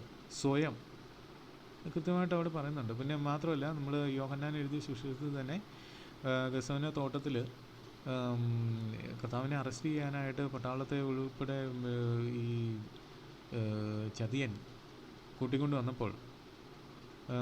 വന്നപ്പോഴത്തേക്കും ആരാണ് നസറനായ ക്രിസ്തു എന്ന് ചോദിക്കുമ്പോൾ അത് ഞാനാകുന്നു, ഐ ആം ഹി എന്നാണ് ഇവിടെ പറയുന്നത്. അവൻ ഞാനാകുന്നു എന്ന് പറയുമ്പോൾ ആ വാക്ക് കേട്ട് ഇവർ പുറകിലേക്ക് മറിഞ്ഞു വീണതായിട്ട് അവിടെ പറയുന്നുണ്ട്. അപ്പം ദൈവത്വം എന്ന് പറയുന്നത് ഉള്ളിൽ, അതായത് കർത്താവായ യേശു ക്രിസ്തു സ്വയമായിട്ട് തൻ്റെ ദൈവത്വത്തെ മാറ്റി നിർത്തി ഈ കുരിശ് ചുമന്നു, അല്ലെങ്കിൽ ആ കുരിശ് എടുക്കാൻ വേണ്ടിയിട്ട് ഭൂമിയിലോട്ട് വന്നതാണ്. അതുകൊണ്ടാണ് അവിടെ പറയുന്നത്, അതായത് മനുഷ്യപുത്രനെ കുറിച്ചാണ് അവിടെ പറഞ്ഞിരിക്കുന്നത്. മനുഷ്യപുത്രൻ എൻ്റെ പിതാവ് മാത്രമല്ലാതെ ആരും സ്വർഗത്തിൽ ദൂതന്മാരും പുത്രനും എന്നവിടെ പറഞ്ഞിരിക്കുന്നത് മനുഷ്യപുത്രനെ കുറിച്ചാണ്, ദൈവമായിട്ടുള്ള യേശു ക്രിസ്തുവിനെ കുറിച്ചല്ല. ദൈവം എന്ന് പറയുന്നത് നമുക്കറിയാം, കൊലോസ്യർക്ക് എഴുതിയ പുസ്തകത്തിൽ 1-ാമത്തെ അധ്യായം 15-ാമത്തെ വാക്യവും 9-ാമത്തെ വാക്യവും 15-ാമത്തെ വാക്യവും 2-ാമത്തെ അധ്യായം 15-ാമത്തെ വാക്യമാണെന്ന് തോന്നുന്നു. അതിൽ കൃത്യമായിട്ട് പറഞ്ഞിട്ടുണ്ട് ആരാണ് കർത്താവായ യേശു ക്രിസ്തു. ദൈവത്തിൻ്റെ സകല സമ്പൂർണ്ണതയും ദേഹരൂപമായി വസിക്കുന്നത് അവനിലല്ലോ എന്നവിടെ കൃത്യമായിട്ട് പറയുന്നുണ്ട്. അതായത് പിതാവ്, പുത്രൻ, പരിശുദ്ധാത്മാവ് എന്ന സർവ്വ സമ്പൂർണ്ണതയും ദേഹരൂപമായിട്ട് ബോഡിലി നമ്മൾ കാണുന്നത് കർത്താവായ യേശു ക്രിസ്തുവിലാണ്. അവിടെ നിന്നാണ് സ്വർഗത്തിൽ പിതാവിൻ്റെ സിംഹാസനത്തിൽ ഇരുന്ന് അരുളുന്ന ഏക ദൈവം ഈ യേശു ക്രിസ്തുവാണ്. അപ്പോൾ അവിടെ മനുഷ്യനായിട്ടല്ല വിളിക്കുന്നത്, അവിടെ ദൈവമാണ്. അപ്പോൾ പിതാവും പരിശുദ്ധാത്മാവും വസിക്കുന്ന ശരീരം, പിതാവും പരിശുദ്ധാത്മാവും പുത്രനും വസിക്കുന്ന ശരീരം എന്നുള്ള രീതിയിൽ. അപ്പോൾ ഇവിടെ ഇത് പറഞ്ഞിരിക്കുന്നത് മനുഷ്യൻ എന്നുള്ള കണക്കിലാണ് അവരോട് സംസാരിക്കുകയാണ്. എൻ്റെ പിതാവ് മാത്രമല്ലാതെ ആരും സ്വർഗത്തിലെ ദൂതന്മാരും പുത്രനും കൂടെ അറിയുന്നില്ല എന്ന് പറഞ്ഞാൽ ആ ഒരു സെപ്പറേഷനെ കുറിച്ചാണ് അവിടെ പറഞ്ഞിരിക്കുന്നത്. അതുകൊണ്ടാണ് ആ നാളും നാഴികയും സംബന്ധിച്ചോ എൻ്റെ പിതാവിന് മാത്രമേ അത് അറിയത്തുള്ളൂ, എനിക്കത് നിങ്ങളോട് പറയാനായിട്ട് കഴിയത്തില്ല എന്നുള്ളതിനെക്കുറിച്ച് പറയുന്നതിൻ്റെ കാര്യം എന്താണ്? ആ ഒരു സെപ്പറേഷനാണ് അവിടെ കർത്താവ് വ്യംഗ്യമായിട്ട് അവിടെ സൂചിപ്പിക്കുന്നത്. പിന്നീട് പറയുന്നു, നോഹയുടെ കാലം പോലെ തന്നെ മനുഷ്യപുത്രൻ്റെ വരവും ആകും. നോഹയുടെ കാലത്ത് എന്താണ് സംഭവിച്ചതെന്നുള്ളതിനെക്കുറിച്ച് മുമ്പ് പറഞ്ഞിട്ടുണ്ട്. കാരണം അവിടെ വലിയൊരു DNA ടാമ്പറിങ്ങിൻ്റെ കാലമായിരുന്നു അത്. വലിയൊരു ചതിയുടെ കാലമായിരുന്നു. മാത്രമല്ല സുവിശേഷം പറഞ്ഞിട്ട് സുവിശേഷം അല്ലെങ്കിൽ ഇതിനെക്കുറിച്ച് ഇങ്ങനെ ഈ പ്രളയത്തെക്കുറിച്ചുള്ള കാര്യങ്ങളെക്കുറിച്ച് നോഹ പറഞ്ഞിട്ട് അത് ആദ്യം ഒരുപക്ഷെ വിശ്വസിച്ചവരും ഉണ്ടാവും. പിന്നീട് ഈ പറഞ്ഞതുപോലെ സമയം നീണ്ടു പോയപ്പോൾ അവരുടെ വിശ്വാസം വാക്സ് കോൾഡായിട്ട് മാറി അങ്ങനെ ദൈവസന്നിധിയിൽ നിന്ന് മാറിപ്പോയിട്ടുള്ള അനേകരും അവിടെ ഉണ്ടാവും. അപ്പോൾ അതുപോലെ തന്നെയാണ് ഈ കാലം എന്നുള്ളതാണ് പറഞ്ഞത്. അപ്പോൾ പല വിധത്തിലുള്ള ചതികളാണ് നടക്കുന്നത്. അപ്പോൾ അവിടെ പറയുന്നത് ജലപ്രളയത്തിന് മുമ്പ് ഉള്ള കാലത്ത് നോഹ പെട്ടകത്തിൽ കയറിയ നാൾ വരെ അവർ തിന്നും കുടിച്ചും കഴിച്ചും വിവാഹത്തിന് കൊടുത്തും പോകുന്നു. അപ്പോൾ ഈ സംഗതികളെല്ലാം കേട്ടിട്ടും പക്ഷേ അവർ എർത്തലി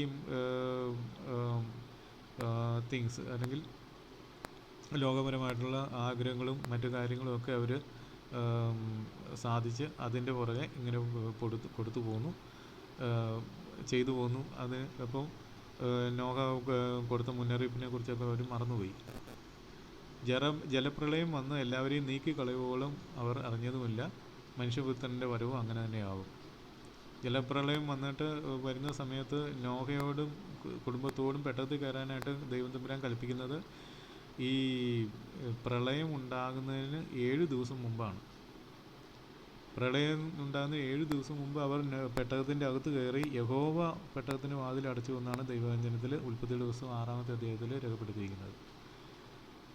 അപ്പോൾ അങ്ങനെ ഈ പറഞ്ഞതുപോലെ അതുവരെയും കാണാത്ത സംഗതി, അതായത് മഴ ആയതിനു മുമ്പ് പെയ്തിട്ടില്ല. അപ്പോൾ മഴ പെയ്യുന്നത് ആദ്യമായിട്ട് കണ്ടപ്പോഴത്തേക്കും അവരുടെ ഉള്ളിൽ പെട്ടെന്ന് ഈ ബുദ്ധിയില്ലാത്ത കന്യകമാർ ബുദ്ധിയുള്ള കന്യകമാരുടെ അടുത്ത് ചെന്ന് പറഞ്ഞതുപോലെ ഞങ്ങൾക്ക് വേണ്ടി ഓയിൽ വേണം. കാഹളത്തിൻ്റെ ശബ്ദം കേട്ടപ്പോൾ ഞങ്ങൾക്കും ഓയിൽ വേണം എന്ന് പറഞ്ഞ് ചെന്നതുപോലെ അവർ മഴ പെയ്തു തുടങ്ങിയപ്പോഴത്തേക്കും നോഹയുടെ അടുത്ത് ചെന്നിട്ടുണ്ടാവും. അപ്പോഴത്തേക്കും ഓൾറെഡി നോഹയും രക്ഷിക്കപ്പെടുവാനുള്ള നോഹയുടെ കുടുംബവും അകത്ത് കയറി. തുറക്കാൻ പറ്റില്ല, കാരണം യഹോവയാണ് വാതിലടച്ചത്. നോഹയായിരുന്നെങ്കിൽ നോഹ തുറന്നേനെ, പക്ഷേ യഹോവയാണ് വാതിലടച്ചത്. അങ്ങനെ അതുപോലെ മനുഷ്യപുത്രൻ്റെ വരവും അതുപോലെയാവും. കാരണം ഇതെല്ലാം ദൈവത്തിൻ്റെ കൺട്രോളിൽ, കർത്താവിൻ്റെ കൺട്രോളിലുള്ള കാര്യങ്ങളാണ്. അപ്പം മനുഷ്യപുത്രൻ്റെ രണ്ടാമത്തെ വരവെങ്കിലും ഇതുപോലെയാകും.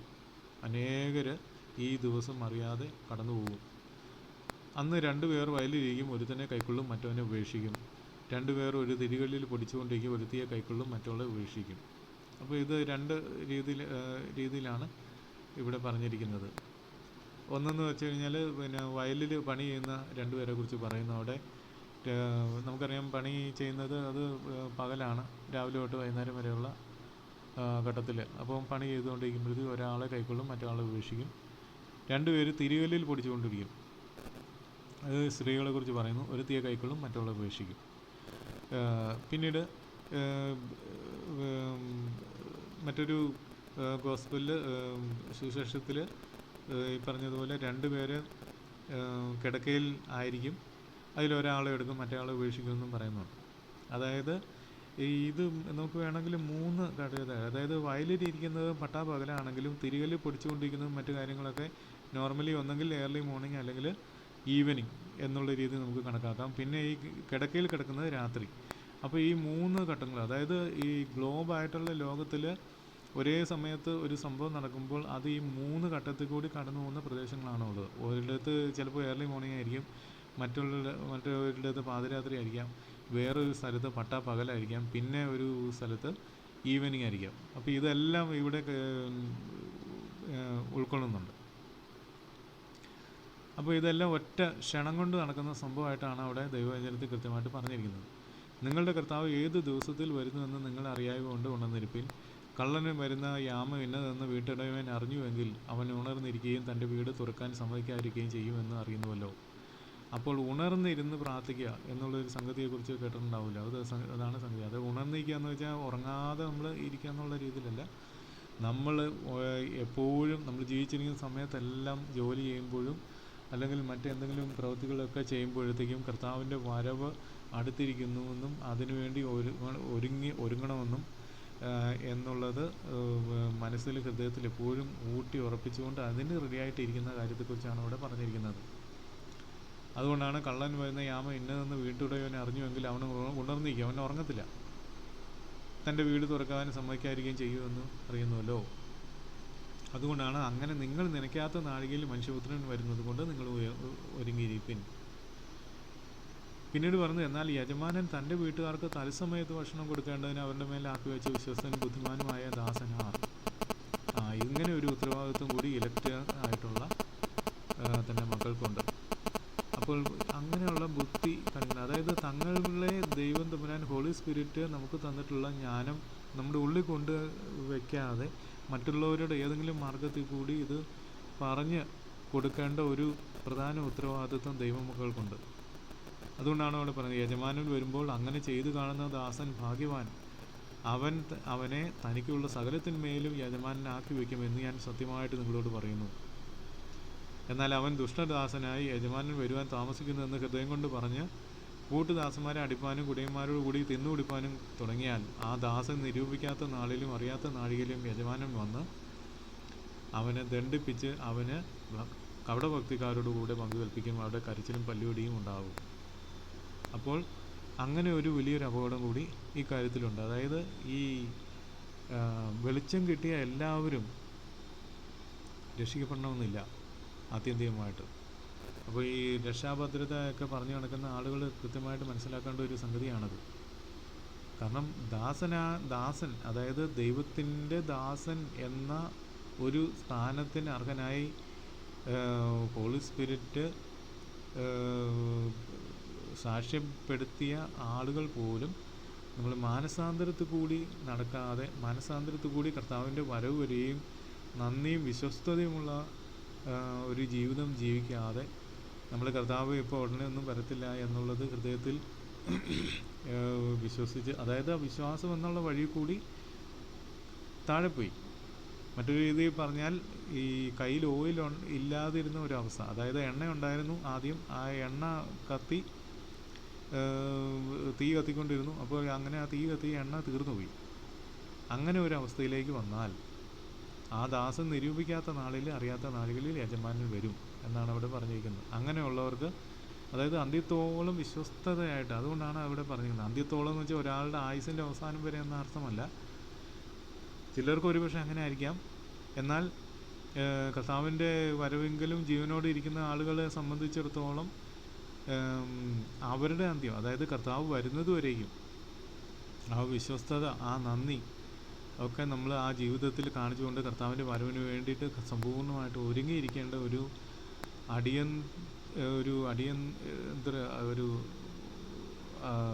അത്യാവശ്യം, അല്ലെങ്കിൽ അതിനു വേണ്ടിയിട്ടുള്ള വലിയൊരു ഒരു ഒരു ഉൾക്കിടലത്തോടു കൂടി നമ്മൾ വലിയ ഭയത്തോടു കൂടി നമ്മൾ കർത്താവിന് വേണ്ടിയിട്ട്, കർത്താവിൻ്റെ രണ്ടാമത്തെ ആ മഹത്വ പ്രത്യക്ഷതയ്ക്ക് വേണ്ടിയിട്ട്, അല്ലെങ്കിൽ ദൈവത്തമ്പുരാൻ്റെ തൻ്റെ സഭയെ എടുക്കുന്ന ആ ഒരു ഘട്ടം വരെയും നമ്മൾ വിശ്വസ്തതയും നന്ദിയുമുള്ളവരായിട്ട് കർത്താവിന് വേണ്ടി കാത്തിരിക്കേണ്ട ഒരു കാര്യമുണ്ട്. കാരണം ആ ഒരു ഉപമയിൽ വളരെ കൃത്യമായിട്ട് അർദ്ധരാത്രിയോടുകൂടി അടുത്ത് ഇതാ മണവാളൻ വരുന്നു എന്ന ആർപ്പുവിളി ഉണ്ടായി. അവിടെ കാഹള ശബ്ദം കേൾക്കുകയാണ്. ആ കാഹള ശബ്ദം കേട്ടപ്പോഴത്തേക്കും ആണ് പറയുന്നത്, ഈ രണ്ട് കൂട്ടരും അവിടെ എഴുന്നേൽക്കുന്നതായിട്ട് പറയുന്നുണ്ട്. ബുദ്ധിയുള്ളവരും ബുദ്ധിയില്ലാത്തവരും. പക്ഷേ ബുദ്ധിയില്ലാത്തവരെ സംബന്ധിച്ചിടത്തോളം അവരുടെ കയ്യിൽ അവിടെ ഓയിലില്ല. അപ്പോൾ വിളക്ക് കെട്ടുപോയ ഒരവസ്ഥയിലായിപ്പോയി. അപ്പോൾ ബുദ്ധിയുള്ളവർ വിളക്കിൽ എണ്ണ അഡീഷണൽ എണ്ണ ഉണ്ടായിരുന്നതുകൊണ്ട് അവരുടെ വിളക്ക് കെട്ടുപോയില്ല. അവർ മണവാളം വന്നപ്പോഴത്തേക്കും പ്രതീസയിലേക്ക്, അല്ലെങ്കിൽ മണവാളം വന്നപ്പോഴത്തേക്കും അത് മറ്റേ വിരുന്നിന് കയറി അവിടെ വാതിലടച്ചു. പിന്നീട് അവരെക്കുറിച്ച് ആ ഉപമയിൽ പറഞ്ഞിരിക്കുന്നത്, ഈ ബുദ്ധിയില്ലാത്ത കന്യകമാർ പിന്നീട് വന്നിട്ട് ഈ വാതിലടച്ചതിന് ശേഷം ദൈവസന്നിധിയിൽ വന്ന് കർത്താവേ ഞങ്ങളെയും കൂടി കേട്ടണമേ എന്ന് പറഞ്ഞ് ചോദിക്കുന്നുണ്ട്. അപ്പോൾ അവർ പോയിട്ട് പിന്നെ ഈ എണ്ണയുള്ളവരുടെ കയ്യിൽ നിന്ന് എണ്ണ വാങ്ങിച്ചിട്ടാണോ വന്നതെന്നതിനെ കുറിച്ച് അവിടെ പറഞ്ഞിട്ടില്ല. പക്ഷെ നമുക്ക് അവിടെ നിന്ന് മനസ്സിലാക്കേണ്ട കാര്യം, നമുക്കറിയാം ഈ പരിശുദ്ധാത്മാവിൻ്റെ നിറവ്, അല്ലെങ്കിൽ ദൈവജനത്തിൽ കൃത്യമായിട്ട് പറയുന്നുണ്ടല്ലോ, യഹോവയെ കണ്ടെത്താവുന്ന കാലത്ത് അവനെ വിളിച്ചപേക്ഷിപ്പിൻ എന്നാണ് പറയുന്നത്. അപ്പോൾ അതിന് മാനസാന്തരത്തിന് ഒരു ടൈം ലിമിറ്റുണ്ട്. ആ ടൈം ലിമിറ്റിന് മുമ്പ് വേണം നമ്മൾ ദൈവസന്നിധിയിൽ ദൈവം തമ്പുരാൻ നമ്മളെ കേൾക്കാനായിട്ട് നമുക്ക് കൃപയുടെ വാതിൽ തുറന്നു വെച്ചിരിക്കുന്ന സമയത്ത് നമ്മൾ വിളിച്ചപേക്ഷിക്കുമ്പോഴാണ് കർത്താവ് നമുക്ക് കേട്ട് നമുക്ക് ഉത്തരം തരുന്നത്. അപ്പോൾ അതിന് ശേഷം വാതിലടഞ്ഞതിന് ശേഷം പിന്നീട് ഈ പറഞ്ഞതുപോലെ ചെന്ന് എണ്ണ വാങ്ങിക്കാൻ നോക്കിക്കഴിഞ്ഞാൽ അവിടെ എണ്ണ കിട്ടത്തില്ല. അപ്പോൾ എണ്ണയില്ലാതെ തന്നെ കെട്ട വിളക്കോടുകൂടി തന്നെയാണ് അവർ പിന്നെയും ദൈവത്തോട് അപേക്ഷിക്കാനായിട്ട് കർത്താവ് ഞങ്ങൾക്ക് വേണ്ടി തുറക്കണമേ എന്നും പറഞ്ഞ് ചെല്ലുന്നത്. ആ സമയത്ത് പക്ഷേ അവിടെ കർത്താവ് അവരെ ഐഡൻറ്റിഫൈ ചെയ്യുന്നില്ല. അവർക്കുള്ളതാണ് ഇവിടെ 51-ാമത്തെ വാക്യത്തിൽ പറഞ്ഞിരിക്കുന്നത്. അവനെ ദണ്ഡിപ്പിച്ച് അവന് കപടഭക്തിക്കാരോടുകൂടെ പങ്ക് കൽപ്പിക്കും, അവിടെ കരച്ചിലും പല്ലുകടിയും ഉണ്ടാകും എന്നവിടെ പറഞ്ഞിട്ടുണ്ട്. അതായത് എറ്റേണൽ ടോർമെൻറ്റേഷനാണ് അവിടെ പറഞ്ഞിരിക്കുന്നത്. അപ്പോൾ അങ്ങനെ ഈ ബുദ്ധിയില്ലാത്ത കന്യമാർ എന്ന് പറഞ്ഞ ഒരു അവസ്ഥയിലേക്ക് പോകുന്നത് കർത്താവിനെ ഈ പറഞ്ഞ പോലെ കർത്താവിൻ്റെ സന്നിധിയിൽ ആദ്യം മുതലേ സമർപ്പിക്കാതെ ജീവിക്കുന്നവരല്ല. ഈ രക്ഷയുടെ വാതിലിലേക്ക് വന്ന് രക്ഷയുടെ അവസ്ഥയിലേക്ക് വന്ന് കർത്താവ് പരിശുദ്ധാത്മാവിൻ്റെ നിറവ് പ്രാപിച്ച് കേട്ട് പക്ഷേ വിശ്വസ്തയോടുകൂടി ദൈവസന്നിധിയിൽ നിൽക്കാതെ ഉറങ്ങിപ്പോയിട്ടുള്ള അല്ലെങ്കിൽ കർത്താവിനോട് വിശ്വസ്തത കാണിക്കാതെ ജീവിച്ച അനേകരുണ്ട്. അങ്ങനെയുള്ളവരെ കുറിച്ച് കൂടിയാണ് അവിടെ പറഞ്ഞിരിക്കുന്നത്. അവരുടെ വിളക്ക് കെട്ടുപോയിട്ട് പിന്നീട് വേറൊരു വഴിയില്ല, പിന്നെ മാനസാന്തരത്തിന് വഴിയില്ല എന്നുള്ളതാണ് അതിൽ നിന്ന് നമുക്ക് മനസ്സിലാക്കേണ്ടത്. അപ്പോൾ അതുകൊണ്ടാണ് അവിടെ പറഞ്ഞിരിക്കുന്നത്. അപ്പോൾ ഈ ഉപമയിൽ പക്ഷേ എണ്ണയെക്കുറിച്ച് പറഞ്ഞു. എണ്ണ എന്നുള്ളത് ഈ പറഞ്ഞ പോലെ ഒരു വസ്തുവായിട്ട് നമ്മൾ കണക്കാക്കിയാൽ അത് വിൽക്കുന്നവരുടെ അങ്ങനെയാണ് അവിടെ പറഞ്ഞിരിക്കുന്നത്. അതുകൊണ്ട് നിങ്ങൾ പോയിട്ട് വിൽക്കുന്നവരുടെ അടുത്ത് പോയി ചെന്ന് വാങ്ങിക്കുവാൻ എന്ന് പറഞ്ഞിട്ട് അവർ കർത്താവിനോട് കൂടെ ഈ ഇതിലേക്ക്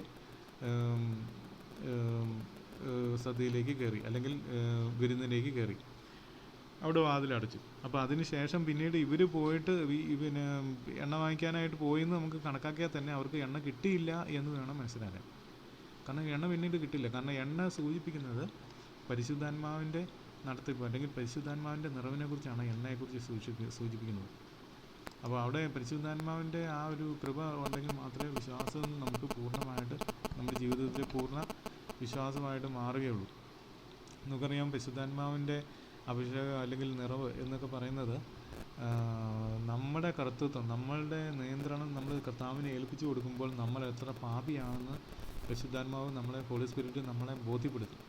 ആ നിമിഷത്തിലാണ് നമ്മൾ ദൈവസന്നിധിയിൽ നമ്മൾ സമ്പൂർണ്ണമായിട്ട് നമ്മുടെ ഹൃദയം തകർന്ന് നമ്മൾ ദൈവസന്നിധിയിൽ സമർപ്പിക്കുന്ന ഒരവസ്ഥ വരുന്നത് ആ സമയത്താണ്.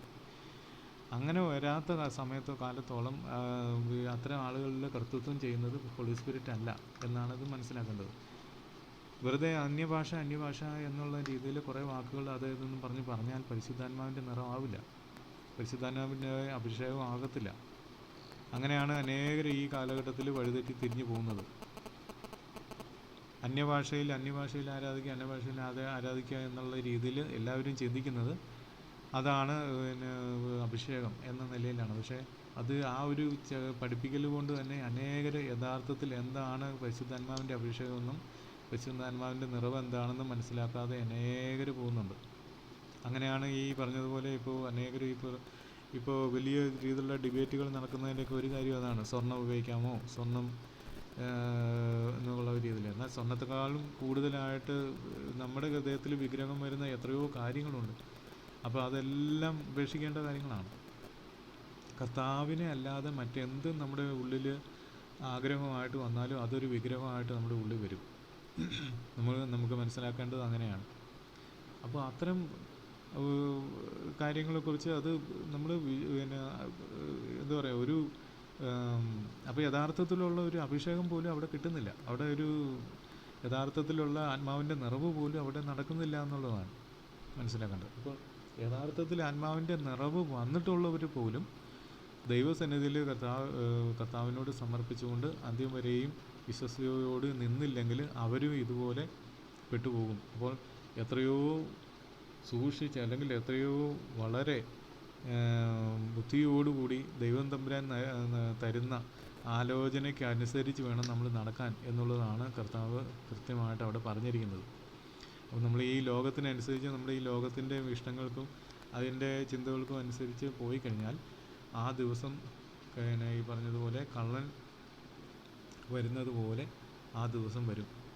അത് വിട്ടുപോയി കഴിഞ്ഞാൽ പിന്നെ തീർന്നു, പിന്നെ ഒരു അവസരമില്ല. അപ്പോൾ ഇങ്ങനെയാണ് ഇതെന്ന് മനസ്സിലാക്കേണ്ടത്. ഇപ്പോൾ ഈ 51 വാക്യങ്ങളിൽ ഈ ഒരു കാലഘട്ടത്തിൽ അല്ലെങ്കിൽ ഈ കഴിഞ്ഞ 2000 വർഷമായിട്ട് നടക്കുന്ന സംഭവങ്ങളെക്കുറിച്ചുള്ള ഒരു ബ്രീഫായിട്ടുള്ള ഒരു സംഗതിയാണ് അവിടെ കർത്താവ് പറഞ്ഞിരിക്കുന്നത്. എന്നാൽ ലോകം മുഴുവൻ, ഞാൻ കുറച്ച് മുമ്പ് പറഞ്ഞ പോലെ, ലോകം മുഴുവൻ വരുന്ന പരീക്ഷാക്കാലത്ത്, മറ്റൊരിടത്ത് പറയുന്നു ലോകം മുഴുവൻ വന്ന പരീക്ഷാക്കാലത്ത് നീ എൻ്റെ വചനം കാത്തുകൊണ്ടതിനാൽ. അത് വെളിപ്പാട് പുസ്തകം വായിക്കുമ്പോൾ അവിടെ ഒരു സഭയോട് ദൈവം തമ്പുരാൻ അരുളി ചെയ്യുന്നതാണ്. ലോകത്ത് മുഴുവൻ വന്ന പരീക്ഷാക്കാലത്ത് നീ എൻ്റെ വചനം കാത്തുകൊണ്ടതിനാൽ ഞാൻ നിന്നെ അനുഗ്രഹിക്കുന്നു, മാനിക്കുന്നു എന്ന്, അങ്ങനെ ഒരു വാക്യമുണ്ട് അവിടെ. ഞാനത് എടുക്കാം. അവിടെ 7 സഭകളോട് ദൈവം തമ്പുരാൻ കൊടുത്തിട്ടുള്ള ഒരു അഡ്രസ്സിംഗ് ഉണ്ട്. 7 സഭകളുണ്ട്. 7 സഭകൾ. ഇപ്പോൾ 7 സഭകളുടെ 7 ദൂതന്മാരാകുന്നു, 7 നിലവിളക്ക് 7 സഭകളാകുന്നു എന്നൊക്കെ പറഞ്ഞിട്ടാണ് അവിടെ പറഞ്ഞിരിക്കുന്നത്. അവിടെ ആദ്യത്തെ സഭയായുള്ള എഫെസോസിലെ സഭയോട് പറയുന്നുണ്ട്, കുറേ നല്ല കാര്യങ്ങളൊക്കെ ചെയ്തു എങ്കിലും നിൻ്റെ ആദ്യ സ്നേഹം വിട്ടുകളഞ്ഞു എന്നുള്ളൊരു കുറ്റം നിന്നെക്കുറിച്ച് പറയാനുണ്ട്. അപ്പോൾ അതിൽ നിന്ന് അപ്പോൾ അവിടെ പറയുന്നത്, ഏതിൽ നിന്ന് വീണു എന്ന് ഓർത്ത് മാനസാന്തരപ്പെട്ട് ആദ്യത്തെ പ്രവൃത്തി ചെയ്യുക, ഇല്ലെങ്കിൽ മാനസാന്തരപ്പെടാൻ ഞാൻ നിൻ്റെ നിലവിളക്ക് നിൻ്റെ നിലയിൽ നിന്ന് നീക്കും. പിന്നെ അടുത്ത് പറയുന്നത് സ്മുർണയിലെ സഭ. സ്മുർണയിലെ സഭ എന്ന് പറയുന്നതും ഇതുപോലെ ഒരു ഇത് പറയുന്നു. പിന്നെ അടുത്തത് പറയുന്നത് പെർഗമോസിലെ സഭയുടെ ദൂതന് ആ ഒരു ഉപദേശം കൊടുത്തു. അങ്ങനെ മാനസാന്തരപ്പെടാനുള്ള കൽപ്പന അവിടെ കൊടുക്കുന്നുണ്ട്. അല്ലെങ്കിൽ ഞാൻ വേഗത്തിൽ വന്ന് എൻ്റെ വായിലെ വാളുകൊണ്ട് അവരോട് പോരാടും. പിന്നെ അടുത്തത് തൂയ ധൈര്യയിലെ സഭയ്ക്കുള്ള ഉപദേശമാണ് അവിടെ പറഞ്ഞിരിക്കുന്നത്. പിന്നീട് അടുത്തത് സർദീസിലെ സഭ. അത് മൂന്നാമത്തെ അധ്യായത്തിൽ സർദീസിലെ സഭയെക്കുറിച്ച് പറയുന്നു. സർദീസിലെ സഭയെക്കുറിച്ച് പറഞ്ഞു കഴിഞ്ഞിട്ട് പിന്നീട് അടുത്ത് പറയുന്നത് ഫിലാഡൽഫിയയിലെ സഭയെക്കുറിച്ച് പറയുന്നു. അവിടെ ഫിലാഡൽഫിയയിലെ സഭ കുറിച്ച് പറയുന്നതിൽ പറഞ്ഞിരിക്കുന്ന ഒരു കാര്യം, നിനക്ക് അല്പമേ ശക്തിയുള്ളൂ എങ്കിലും നീ എൻ്റെ വചനം കാത്തു എൻ്റെ നാമം നിഷേധിച്ചിട്ടില്ല എന്നാണ് ഫിലാഡൽഫിയയിലെ സഭയെക്കുറിച്ച് പറയുന്നത്. പിന്നീട് അതിനുശേഷം അവിടെ പറയുന്നുണ്ട് 10ാമത്തെ വാക്യത്തിൽ, സഹിഷ്ണുതയെക്കുറിച്ചുള്ള എൻ്റെ വചനം നീ കാത്തുകൊണ്ടതിനാൽ ഭൂമിയിൽ വസിക്കുന്നവരെ പരീക്ഷിക്കേണ്ടതിന് ഭൂതലത്തിലെങ്ങും വരുവാനുള്ള പരീക്ഷാകാലത്ത് ഞാൻ നിന്നെ കാക്കും. അപ്പോൾ അതാണ് അവിടെ ദൈവവചനത്തെ, സഹിഷ്ണുതയെക്കുറിച്ചുള്ള എൻ്റെ വചനം നീ കാത്തുകൊണ്ടതുകൊണ്ട് അവിടെ because thou has kept the word of my patience, ക്ഷമയോടുകൂടി ദൈവത്തിൻ്റെ വചനത്തിനനുസരിച്ച് ക്ഷമയോടുകൂടി കാത്തതിനാൽ,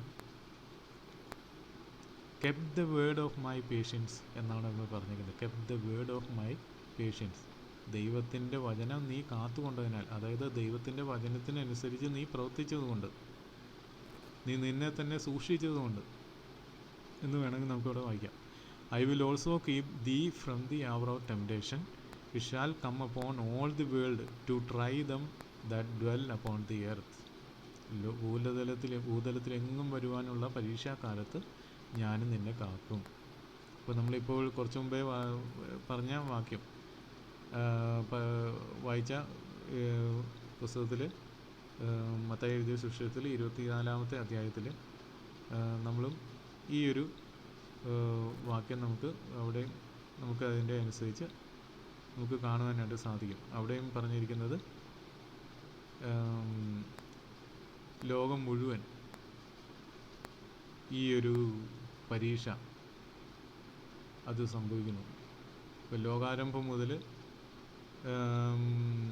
ഇന്നുവരെയും നടന്നിട്ടില്ലാത്തതും ഇനിമേൽ നടക്കാൻ സാധ്യതയില്ലാത്തതുമായിട്ടുള്ള കഷ്ടം, ലോകാരംഭം മുതൽ ഇന്നുവരെയും സംഭവിച്ചിട്ടില്ലാത്തതും ഇനിമേൽ സംഭവിക്കാത്തതുമായ വലിയ കഷ്ടം അന്നുണ്ടാകുമെന്നാണ് 21ാമത്തെ വാക്യത്തിൽ അവിടെ പറഞ്ഞിരിക്കുന്നത്. ഇപ്പോൾ ലോകം മുഴുവൻ നടക്കുന്ന പരീക്ഷാ കാലഘട്ടത്തിൽ നീ എൻ്റെ വചനം കാത്തുകൊണ്ടതിനാൽ ഞാൻ നിന്നെയും കാക്കും എന്നവിടെ ദൈവം തമ്പുരാൻ തൻ്റെ മക്കൾക്ക് അവിടെ അഷുറൻസ് നൽകിയിരിക്കുകയാണ്. അപ്പോൾ ഇതാണ് അതിൻ്റെ കാര്യം. അപ്പോൾ കഴിഞ്ഞ 2000 വർഷമായിട്ടുള്ള കാര്യങ്ങളെക്കുറിച്ചും ഈ അന്ത്യകാലത്തിൻ്റെ അവസാന ഘട്ടങ്ങളിൽ നടക്കുന്ന ചതികളെക്കുറിച്ചുമൊക്കെ കർത്താവ് തമ്പുരാൻ വളരെ വ്യക്തമായിട്ട് അവിടെ പറഞ്ഞിരിക്കുന്നു.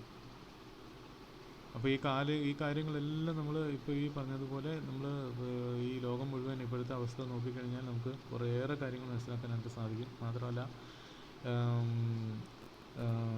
യെശയ്യാ പ്രവാചകൻ്റെ ദാനിയേൽ പ്രവാചകൻ്റെ പുസ്തകത്തിലും നമുക്ക് വായിക്കുമ്പോൾ ഈ അന്ത്യകാലത്തിൻ്റെ കാര്യങ്ങളെക്കുറിച്ച് നമുക്ക് അവിടെ കാണാൻ സാധിക്കും. പിന്നെ അതുകൂടാതെ എസ്കേൽ പ്രവാചകൻ്റെ പുസ്തകത്തിൽ 38-39 വാക്യങ്ങളിൽ നമുക്ക് ഈ പറഞ്ഞ കാര്യങ്ങളെക്കുറിച്ച് കാണാനായിട്ട് സാധിക്കും. അതുകൂടാതെ ഈ പറഞ്ഞതുപോലെ ഈ വെളിപ്പാട് പുസ്തകത്തിൽ 14-ാമത്തെ അധ്യായം തൊട്ട് നമ്മൾ അങ്ങോട്ട് വായിച്ചു കഴിഞ്ഞാൽ ഈ അന്ത്യകാലത്ത് നടക്കുന്ന ഓരോ ദൈവസന്നിധിയിൽ നിന്ന് വരുന്ന ശിക്ഷകളെക്കുറിച്ചും വരുന്ന ചതികളെക്കുറിച്ചും പിന്നീട് എല്ലാം ബാബിലോണിൻ്റെ ശിക്ഷകളെക്കുറിച്ചൊക്കെ അവിടെ നമുക്ക് ഈ പ്രവാചക പുസ്തകങ്ങളിലും അതുകൂടാതെ വെളിപ്പാട് പുസ്തകത്തിലുമൊക്കെ നമുക്ക് വായിച്ച് ഇത് മനസ്സിലാക്കാനായിട്ട് സാധിക്കും. എന്നാൽ ഏത് വാക്യം വായിക്കുമ്പോഴും അത് പരിശുദ്ധാത്മാവിൻ്റെ നിറവിലല്ലാതെ നമുക്ക് അതിൻ്റെ അർത്ഥങ്ങൾ യഥാർത്ഥത്തിൽ ഗ്രഹിക്കാനായിട്ട് നമുക്ക് കഴിയത്തില്ല. അതാണ് അനേക ആളുകൾക്ക് സഭകൾക്കും ഒക്കെ പറ്റിപ്പോയിട്ടുള്ള ഒരു സംഗതി. അതാണ് ദൈവവചനം ഒരു ഭാഗത്ത് വായിക്കും, മറ്റൊരു സൈഡിൽ കൂടെ അതിനെ ചരിത്രത്തിൻ്റെ അങ്ങനെയാണ് ഇങ്ങനെയാണെന്നുള്ള രീതിയിൽ ചരിത്രം കൊണ്ട് അതിനെ വ്യാഖ്യാനിക്കാനായിട്ട് ശ്രമിക്കുമ്പോൾ അതിൻ്റെ യഥാർത്ഥ അർത്ഥം എന്താണോ അത് വിട്ടുപോകാനുള്ള സാധ്യത ഉണ്ടെന്നല്ല, അങ്ങനെ അത് സംഭവിക്കത്തുള്ളൂ. നമുക്കറിയാം കർത്താവായ യേശുക്രിസ്തുവിൻ്റെ ജനനത്തെങ്കിൽ ഈ ആകാശത്ത് കണ്ട നക്ഷത്രത്തെ ഗണിച്ച് കടന്നു വന്ന 3 വിദ്വാൻമാരുണ്ട്. ആ വിദ്വാൻമാർ ഈ നക്ഷത്രം കണ്ട് നേരെ ഗണിച്ച് ചെന്ന് ചേർന്നത് നമ്മുടെ ഹെരോദാവിൻ്റെ കൊട്ടാരത്തിലാണ്. എന്നാൽ മറ്റേ ആട്ടിടയന്മാർ അവർ ഇങ്ങനെ ഈ ആകാശത്ത് നക്ഷത്രം കണ്ടുകൊണ്ട് മാത്രമല്ല, അവരോട് ദൂതൻ വന്നിട്ട് ഈ കാര്യങ്ങളെക്കുറിച്ച് വെളിപ്പെടുത്തി. ദൂതൻ പറഞ്ഞ വഴി കൂടി അവർ പോയിട്ട് അവർ നേരെ ചെന്ന് മറിയോടുകൂടെ ശിശുവിനെ കണ്ടു, അവനെ നമസ്കരിച്ചു എന്ന് ദൈവവചനത്തിൽ എഴുതിയിട്ടുണ്ട്. അപ്പോൾ സ്വന്തം ബുദ്ധിയിൽ ആശ്രയിച്ച് സ്വന്തം പാണ്ഡിത്യത്തിലും സ്വന്തം പഠനത്തിലും മാത്രം ആശ്രയിച്ച് പോകുന്നവർ നേരെ ചെല്ലുന്നത് ഹെരോദാവിൻ്റെ കൊട്ടാരത്തിലും അത് പിന്നീട് അനേകായിരം കുഞ്ഞുങ്ങളുടെ മരണത്തിന് കാരണമായി തീർന്നത് നമുക്ക് കാണുവാനായിട്ട് സാധിക്കും. അപ്പോൾ വലിയ ദുരിതത്തിലോട്ടാണ് അങ്ങനെയുള്ളത് പോകുന്നത്. പിന്നീട് അതിന് ശേഷമാണ് ഇവർക്ക് ബോധമുണ്ടായിട്ട് അവർ പറഞ്ഞ പോലെ ദൂതൻ സ്വപ്നത്തിൽ പ്രത്യക്ഷപ്പെട്ട് നിങ്ങൾ ഇന്ന വഴിക്ക് പോകും എന്നും പറഞ്ഞിട്ട് അങ്ങനെ അവർ പോയിട്ടാണ് പിന്നെ ദൈവസന്നിധിയിലേക്ക് എത്തുവാനായിട്ട് കഴിഞ്ഞത്. എന്നാൽ സമ്പൂർണ്ണമായിട്ട് ദൈവസന്നിധി സമർപ്പിച്ച ആട്ടിടയന്മാർ ഇതിനൊന്നും പോകാതെ അവർ വളരെ സുരക്ഷിതമായിട്ട് കർത്താവിൻ്റെ സന്നിധിയിൽ ചെന്നെത്തി ചേരുന്നത് നമുക്ക് കാണുവാനായിട്ട് സാധിക്കും. ഇപ്പോൾ 2 വഴിയുണ്ട്. അപ്പോൾ ഒന്നെങ്കിൽ നമുക്ക് നമ്മളെ പാണ്ഡിത്യത്തിൽ മാത്രം പിടിച്ചു നിന്നിട്ട് ഇതിനെ വ്യാഖ്യാനിക്കാം.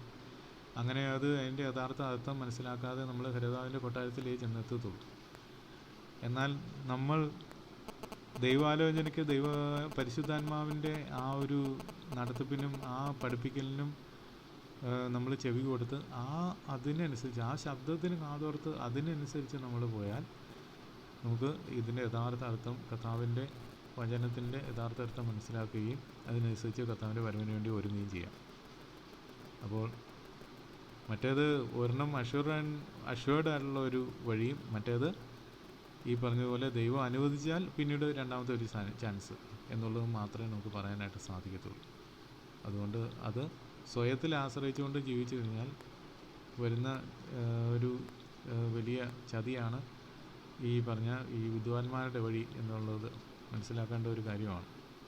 അപ്പോൾ ദൈവവചനം നമ്മൾ പഠിക്കുമ്പോൾ നമ്മൾ ദൈവാലോചനയ്ക്ക് വിധേയപ്പെടുന്നത് നമ്മൾ പൊട്ടനെ പോലെ നമ്മൾ ദൈവവചനം സമ്പൂർണ്ണമായിട്ട് സത്യമാണെന്ന് മനസ്സിലാക്കിക്കൊണ്ട് ആ ഒരു ഭയഭക്തി ബഹുമാനത്തോടു കൂടി വേണം ദൈവവചനത്തെ ധ്യാനിക്കുവാനും പഠിക്കുവാനും ദൈവ ആലോചന ചോദിക്കുവാനും.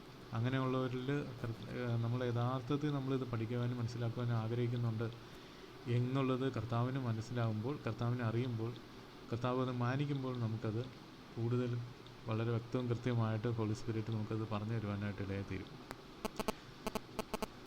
അപ്പോൾ ഇത്രയും കാര്യങ്ങളാണ് ഇന്ന് പറയാനായിട്ട് ഉള്ളത്.